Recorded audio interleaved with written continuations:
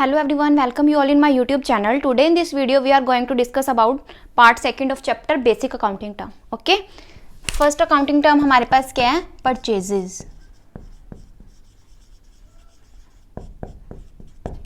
जो word purchase है वो अकाउंट में हम किस लिए यूज करते हैं?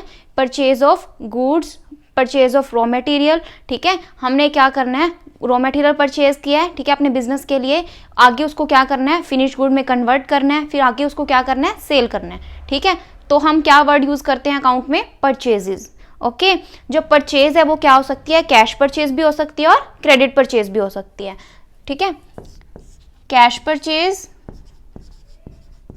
और credit purchase. Here cash purchase means अगर हमने कोई रॉ मटेरियल या कोई गुड्स परचेज किए हैं, ठीक है, और साथ के साथ हमने कैश में पेमेंट की है, तो उसको हम क्या बोलेंगे? Cash purchase. क्लियर.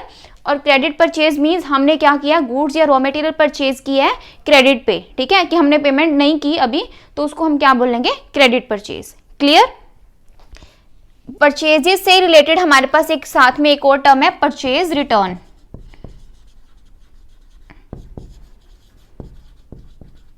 ठीक है, इसका मीनिंग क्या है कि पहले हमने अगर कोई रॉ मटेरियल या कोई गुड्स परचेज किए हैं, ठीक है, वो क्या है, किसी ना किसी रीजन की वजह से हमने उसको क्या कर दिया? रिटर्न कर दिया सेलर को, तो उसको हम क्या बोलते हैं? Purchase return.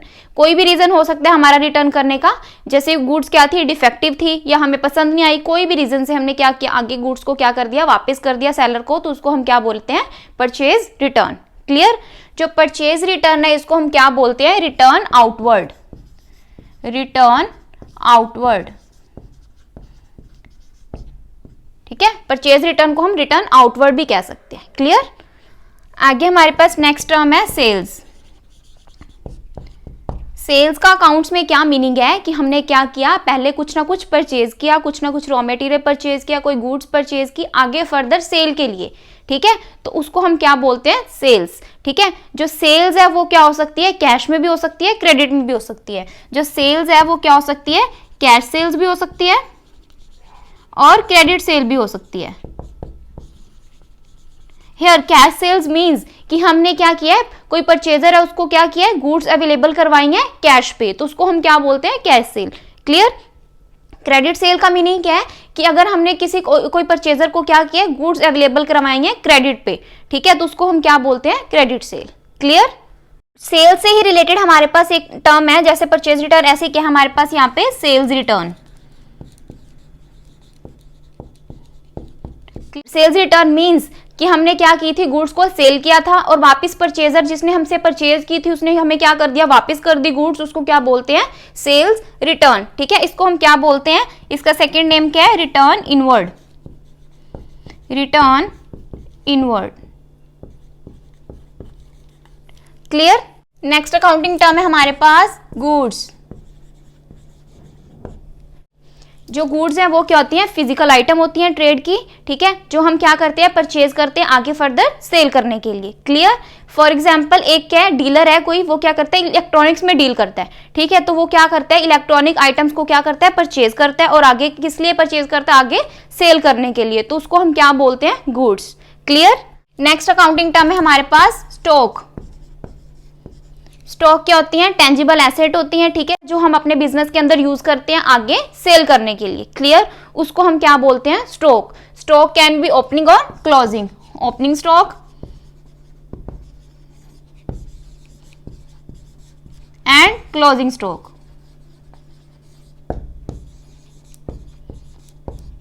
जो ओपनिंग स्टॉक है वो क्या होता है? अकाउंटिंग ईयर के स्टार्टिंग में जो हमारे पास स्टॉक इन हैंड होता है उसको हम क्या बोलते हैं? Opening stock. क्लियर. और जो क्लोजिंग स्टॉक क्या होता है? जो अकाउंटिंग ईयर के एंड तक जो हमारे पास स्टॉक बच जाता है उसको हम क्या बोलते हैं? Closing stock.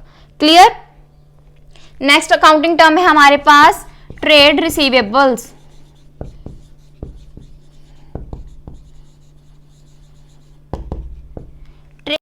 ट्रेड रिसीवेबल जो टर्म है उसका मीनिंग क्या है कि हमने क्या किया हुआ है? किसी पर्सन को गुड्स अवेलेबल करवाई हुई है क्रेडिट पे, ठीक है, तो उससे अभी हमें क्या होनी है? पेमेंट रिसीव होनी है, तो उसको हम क्या बोलते हैं? Trade receivable. ठीक है, जो ट्रेड रिसीवेबल्स हैं वो किसके इक्वल होते हैं?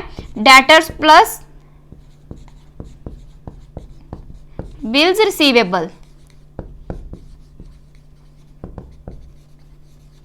क्लियर। डेटर्स कौन होते हैं? जिनको हमने क्रेडिट पे गुड्स सोल्ड की हैं, तो उसको हम क्या बोलते हैं? डेटर्स बोलते हैं। क्लियर।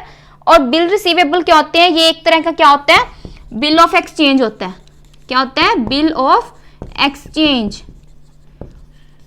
जो क्या करता है? डेटर क्या करता है? इसको एक्सेप्ट करता है। ठीक है, बिल ऑफ एक्सचेंज को डेटर क्या करता है? एक्सेप्ट करता है। बिल ऑफ एक्सचेंज में क्या लिखा होता है? डेट में स्पेसिफिक डेट मेंशन होती है कि इस डेट को मैं आपको क्या करूंगा? पेमेंट कर दूंगा, तो उसको क्या बोलते हैं? Bill of exchange.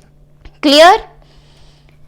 Next accounting term है हमारे पास ट्रेड पेबल्स। इसका ही रिवर्स है हमारे पास ट्रेड पेबल्स। ठीक है, ट्रेड पेबल्स हैं जो वो क्या होते हैं? जिससे क्या किया हुआ है? जिन्होंने मतलब गुड्स उधार पे बेची हुई हैं। जैसे हमने किसी से क्या किया हुआ है? क्रेडिट पे गुड्स खरीदी हुई हैं, अभी हमने उनकी पेमेंट नहीं की, तो उसको क्या बोलते हैं? Trade payables. ठीक है, जो ट्रेड पेबल्स हैं वो किसके इक्वल होते हैं? क्रेडिटर्स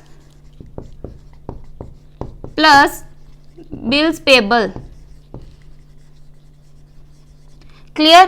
क्रेडिटर्स कौन होते हैं? जिन्होंने क्या किया? क्रेडिट पे गुड्स सोल्ड की हैं, तो उसको हम क्या बोलते हैं? क्रेडिटर्स। और बिल्स पेबल क्या होता है? ये भी क्या होता है? एक बिल ऑफ एक्सचेंज होता है, जिसपे क्या लिखा होता है? स्पेसिफिक डेट लिखी होती है कि इस डेट को आपको पेमेंट हो जाएगी। ठीक है, इसको कौन एक्सेप्ट करता है? क्रेडिटर एक्सेप्ट करता है। Clear. Clear. Next accounting term है हमारे पास डिस्काउंट। डिस्काउंट मींस क्या होता है? कि रिडक्शन इन प्राइसेस। क्लियर। जैसे हमने कोई गुड्स परचेज की हैं, तो उसके ऊपर हमें क्या हो गया? कुछ ना कुछ रिबेट मिल गई प्राइसेस के ऊपर कि आपको इतना कम पे करना है, तो उसको हम क्या बोलते हैं? डिस्काउंट बोलते हैं। Clear. Discount can be cash discount और ट्रेड डिस्काउंट। ट्रेड डिस्काउंट और कैश डिस्काउंट। जो ट्रेड डिस्काउंट होता है, ट्रेड डिस्काउंट कब अलाउ होता है? जो at the time of trade के टाइम पे हमें क्या मिलता है? Trade discount.